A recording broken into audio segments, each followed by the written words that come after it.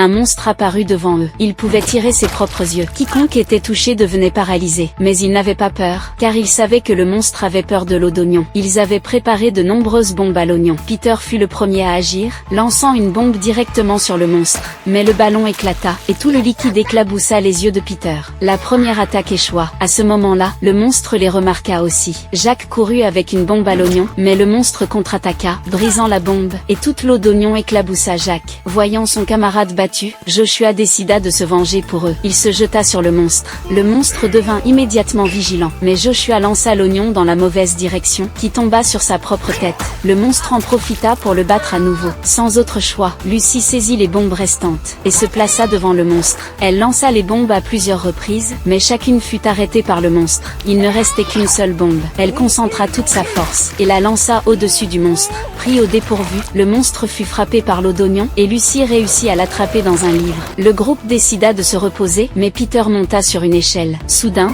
l'échelle se mit à bouger. Peter voulut lâcher prise, mais ne pouvait pas. L'échelle était elle aussi un monstre. Tout le monde suivit Peter, essayant de le sauver. Le professeur sauta sur l'échelle, pour ralentir le mouvement, et les autres furent emportés avec lui.